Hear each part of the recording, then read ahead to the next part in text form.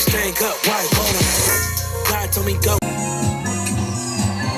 Your color. Oh, you like this? Oh, yes. Oh, yes. Why are you so shocked? Oh, well, me and Laura are meeting with her parents for dinner tonight. Ooh. Oh, you're finally meeting her parents. Yeah. Ooh. Back at it with another video. And I guess Calvin is meeting the parents. You know, that's always, hey, I mean, I guess it could go either way, right? It can go, you know, good and everything is amazing. You get confirmation, or everything. It can be disastrous. We got to see what Calvin about to do with his beautiful self. Beautiful self, huh?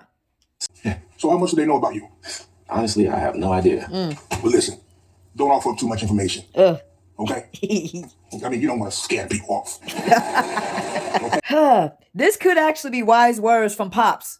You know what I'm saying? Or it could be literally freaking you out, right? It's just like, because remember, he's meeting her parents. And Calvin, if y'all know the story of Calvin and Miranda, Calvin does, I mean, as we all do, right? We all have a past, right? You know what I'm saying? We as, you know, two baby mamas, okay? He got two baby mamas. He, you know, is divorced.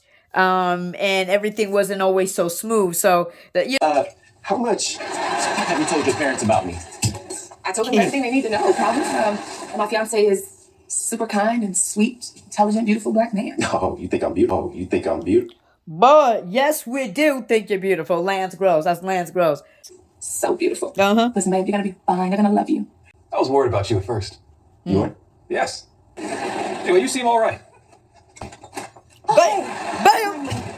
Yes. Miranda, what are you doing here? Listen, you just gonna grab it. Thank you. Calvin sitting there with the parents. Look at Papa. Papa was just giving the blessing, right? Papa just gave the blessing. I said, look at how the parents are looking at Calvin now.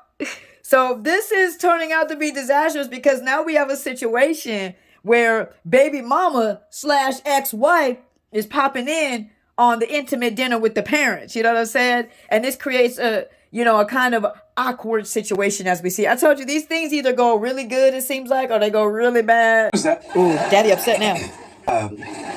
Is Calvin's ex-wife. I just didn't think it was that big of a deal. Found it. Miranda. Bam. Bam. I love Miranda. And that's for you all's child? Oh, no, this is for his child, Calvin Jr. I just happened to have both of the boys this weekend. Right, my baby mama, Tracy. Oh. Baby mama? Oh, I don't know if we should have went with baby mama. So here's the thing, man. Oh, my gosh. Okay. So how would you look if this was your child, this was your daughter? How would you look at this? You know, you're seeing the scenery. Remember, Papa gave him his blessing. You know, Calvin seems to be a nice guy. And then, you know what I'm saying? In walks the baby's mama. And now you find out all this information that Laura did not tell the parents. You know, she didn't tell the parents that, you know, Calvin has been married and has 2 kids. And you have to ask yourself, why is that? Why did she leave out the most important information about him? I mean, just look at the parents. You would think Calvin was like locked up. They won't let me out. They won't let, like, you would think Calvin's done time and, you know, he has a past of crime or something. It's like, okay, he's had some hard type of relationships, but you need to see what he's bringing forth now, right? Your past is not your present. Your past is not even your plan. Your past is your past. So this is kind of a very interesting, awkward kind of situation. Me and her son. Is this Tracy gonna walk in here too? Oh no. She's crazy. So baby mama crazy. Ooh, you don't even know. These are Laura's parents. Oh, hey, Mom. Hey, Dad. Hi and bye. Oh, I'm sorry. Okay, all figured out. We work so well together. One big happy family. Calvin is an amazing parent. Yes. All right, bye. Pleasure to meet you. Here's the thing that I think, you know, for those that have not been following House of Payne, that you need to know. Miranda owns that condo. Okay, so it's actually her condo. Just for people that, you know, just in case you're just jumping in, if you know the whole story, that is where her and Calvin used to live, but she owns it, right? Interesting that Miranda just said here when she said we're a big happy family. Calvin's fiance's parents, that these two right here, and parenting their children, everything is all good, and we're a big happy family. You know, so that's just one, you know, aspect to kind of look at it. But again, the other thing that I would, you know, the question that I would ask is, why do you think Laura is hiding this information? You left out a lot of details. Daddy, why didn't you tell us? I wanted to. Look, I know that my past is a little spotty. You can say that again. Jeez, come on now. But I'm not ashamed of it. Right. Nor am I ashamed of my kids. Right. And I can guarantee you that I will be an awesome husband to your daughter. Tell him. That's nice and all. But the choices you have made are going to impact my daughter's life. Again, asking why did she hide it?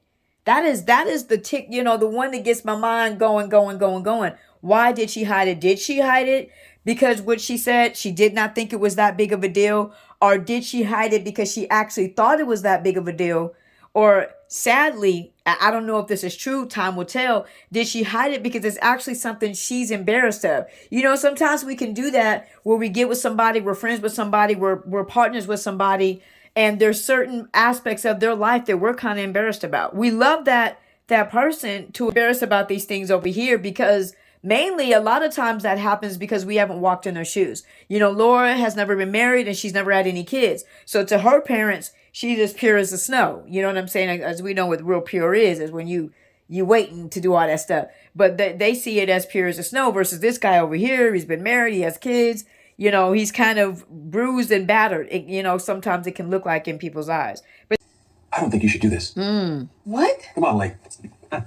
Wow. Crazy mamas. No, it's a baby mama. It's just that crazy mamas and ex-girlfriends and Daddy. it's Both just too sound much. crazy. It's too much. And we are going to make this work. No matter what. it is a hard thing. And some of y'all know, right? You might be listening to me right now and you know that you continually and consistently get judged by your past.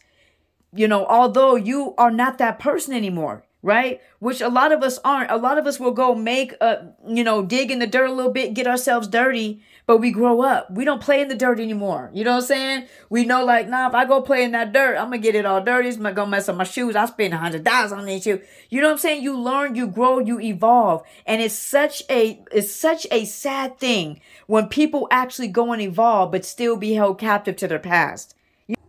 Calvin, I'm sure you're a nice guy, but it's going to take more than love to keep this marriage in the air. Because when you descend back to reality, it will ultimately end in a crash. So, These are just bombs, bow right there. But what Pops is saying is actually somewhat true. I think that love is enough. It's not enough in a marriage. It's not enough. There's other things that you have to have. Remember, if you watch some of my Family Matters videos, love does not even equal value. Love does not equal value. Just because somebody loves you does not mean they value you. Value is another big thing that is very important, which means what? They value your person. They value your ideas. They value your purpose, right? They value just who you are as a person. They value your mind. They value, what is your relationship with God. They value that. But Pops is right. Love is not enough on anything, now, sidebar again. If we're talking about God's love is enough, right? But a lot of us are not loving each other with the love of God. That's why if you look in 1 Corinthians chapter 13, it'll tell you love is patient, love is kind. Love is not envious, love is not boastful, love is not proud. It goes and tells you all these different things on what love is. And when you go back and you look at it, it basically means that if we can go and love people with an unselfish love, and if we can go and love people based on them and not us, right? Then we are really loving well. He really takes his pilot stuff serious. They'll just have to deal with it. They'll come around. They always do. But why are you being so optimistic? Because I know things. We're going back, so don't get confused. No, this was a little bit back. I want to give y'all kind of the genesis of the, Calvin, Miranda, Laura situation to kind of give you maybe a more more clear perspective on it. I am so sorry, Miranda. Whoa, you don't have to apologize to her. I think I should. Why? Well, she's my friend, and I didn't know you two were married. Look, Mary. I'm sorry, Calvin. I think I should go. This is kind of the beginning stages, right? Miranda and Laura were actually friends. Miranda and Laura worked together. So this is how it started. So Laura's not just some random woman off the street. There's a little bit of a history and a little bit of a, connection going on there. If Laura sees these, you are in so much trouble. You've been sexting me all night. After all we've been through, you still looking out for me. Calvin, I always look out for you. Baby, stay. I miss you. Truth comes to light when the liquor hits your lips at night. You see what I'm saying? Let's pay attention to what he just said. I miss you. And then he said that with the rhyme, all the truth come out when you have too much of the alky. But this is really truly how Calvin feels. You're not in your right mind. Oh wait, that's my ear. Got my ear. Are you sure?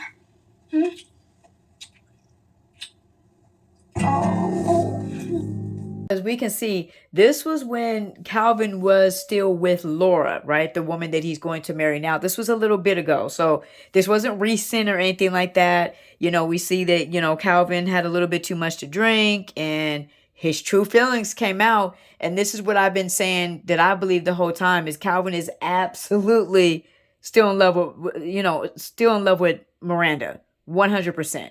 And about it is one thing, be true to yourself. Be true. Like, I want Calvin to come and admit he's still in love with Miranda. 100% still in love with her, right? But what did I say before is my point that I want to end here, is that love was not enough with Miranda and Calvin. The one thing about Miranda and Calvin is the love was there. You can see it right here, okay? But the thing that I said, that love does not equal value. The thing about it with Miranda and Calvin is like they didn't see eye to eye on a lot of things. They didn't value the same things in each other or about each other. And it caused friction all the times. It caused fights all the time. You know, even now, and again, let's remember, Calvin's with Laura at this point. They're divorced. Miranda and Calvin are divorced here, right? But they're still totally in love with each other. They're still totally attracted to each other. They're still totally in love with each other. But that is what I'm talking about, is love not being enough, and value is important. And that's when the crazy thing about it is Miranda and Calvin have actually learned to value each other being divorced. They've actually, because when you lose something, you realize how valuable it is. Sometimes we find those hard lessons in life to where we got to lose something to actually appreciate it. You know what I'm saying? And so in the divorce is where Miranda really has started to appreciate Calvin so much more, and vice versa. You know, so that's why I kind of wanted to, you know, remind people of and encourage people of is don't just stop at love. Look at valuing a person. Look at the you know, pay attention to their thoughts, their feelings, what they deem important, conversations they, you know, maybe they like comic books and you're like, that's nerdy. It's okay. Value that for them. You know, maybe they like sports and you think sports is a waste of time. Maybe you like playing video games and this, but value that thing, right?